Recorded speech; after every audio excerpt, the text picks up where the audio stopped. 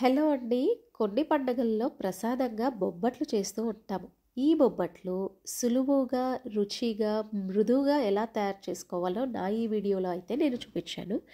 So, video అంతా skip చేయకుండా చూడండి. దానికంటే ముందు నా ఛానల్ ఇంకా సబ్స్క్రైబ్ చేసుకోకపోతే తప్పకుండా అయితే సబ్స్క్రైబ్ చేసుకోండి. ఈ బొబ్బట్లు చేయటం చాలా ఈజీ అండి. మరేమీ లేదండి. ఒక కప్ శనగపప్పుని కడిగేసి కుక్కర్లో ఒక కప్ శనగపప్పును తీసుకొని అలాగే దాంట్లో ఒక 2 కప్పుల వాటర్ పోసి మూత పెట్టి 3 విజిల్స్ వచ్చే వరకు ఉడికించుకోవాలండి. ఈ పప్పు ఉడికేలోపు మనము దానికి కావలసిన పిండిని కూడా తయారు చేసేసుకుందాం.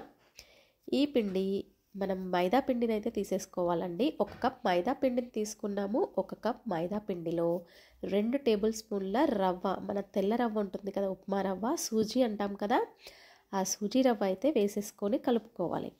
దాంట్లో కొంచెం ఒక 1 టేబుల్ స్పూన్ ఆయిల్ వేసేసుకొని మొత్తం కలుపుకోవాలన్నమాట. చూడండి, ఆయిల్ వేసాక అలా కలుపుకుంటాం కదా, అలా కలుపుకున్నాక కొద్దిగా నీళ్లు పోసుకుంటూ మళ్ళీ ఆ మొత్తం పిండిని కూడా బాగా కలుపుకోవాలి. ఒకేసారి అయితే వాటర్ పోసుకోకూడదండి.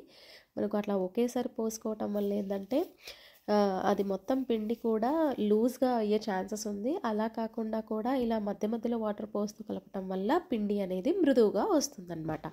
సో, చివర్లో కొంచెం ఆయిల్ పోసి మళ్ళీ మొత్తం మిశ్రమాన్ని బాగా కలుపుకొని ఒక 15 నిమిషాలు అయితే పక్కన పెట్టుకోవాలండి.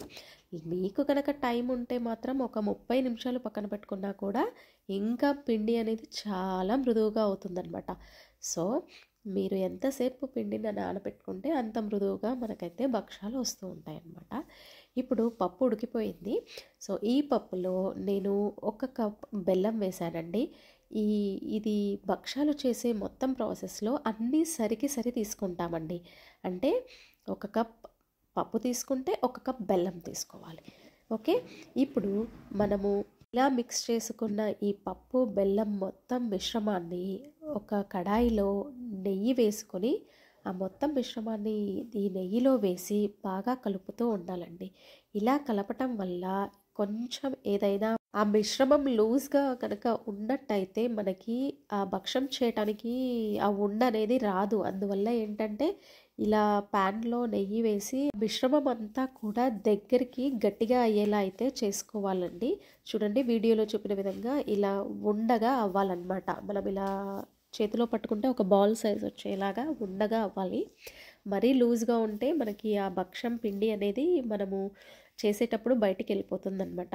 ఇక్కడ పిండి అనేది మొత్తం కూడా మెత్తగా అయిపోయిందండి. మనం ఆల్మోస్ట్ నేనైతే ఒక ½ అన్ అవర్ ఉంచాను. సో, చూడండి, మంచిగా మెత్తగా అయిపోయిందనమాట. ఇప్పుడు కొంచెం పిండిని చేతికి ఆయిల్ రాసేసుకొని కొంచెం పిండిని తీసుకొని బాల్, మనం చపాతీ ముద్ద లేదంటే పూరీ చేసుకునేంతగా తీసేసుకొని ఒక కవర్ మీద, ఒక ప్లాస్టిక్ కవర్, ఏదైనా ఒక కవర్ మీద ఆయిల్ అప్లై చేసేసి పూరీ సైజ్ అంతా ఆ పిండిని మొత్తం కూడా ప్రెస్ చేసుకోవాలి. ఇలా ప్రెస్ చేసుకున్న దాంట్లో ఏదైతే మనము పప్పు బెల్లం మిశ్రమం ఉంది కదా, దాన్ని అయితే ఆ మధ్యలో పెట్టాలన్నమాట. పెట్టేసి చూడండి, బాల్ లాగా చేసుకొని మళ్ళీ ఆయిల్ రాసేసి కవర్కి మళ్ళీ ఈ మొత్తం దాని మీద పెట్టి ఒత్తుకోవాలన్నమాట. చూడండి, ఇలా ఒక పూరీ సైజ్, అంటే మీరు తీసుకునే సైజుని బట్టి మనకి ఆ భక్షం అనేది వస్తుంది.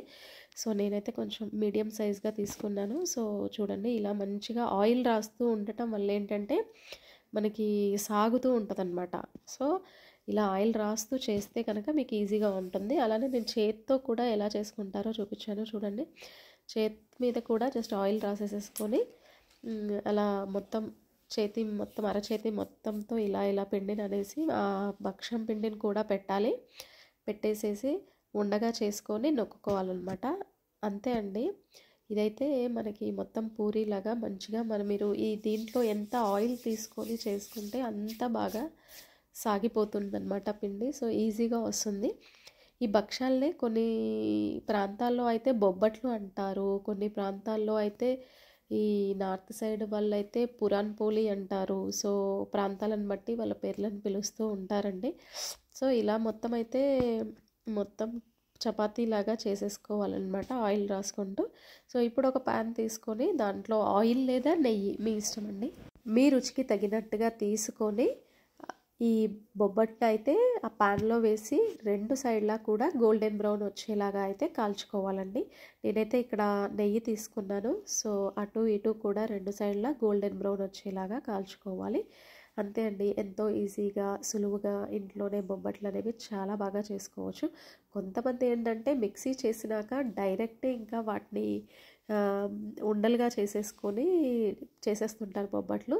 కానీ ఇలా మనం ప్యాన్లో మిక్సీ చేసిన పిండిని కొంచెం నెయ్యి వేసేసి కనుక మంచిగా దాన్ని దగ్గరగా అయ్యేలాగా చేసుకుంటే కొంచెం మనకి బొబ్బట్లు అనేవి కొన్ని ఎక్కువ రోజులు కూడా ఉంటాయి. టేస్ట్ కూడా చాలా డిఫరెంట్గా ఉంటుందండి.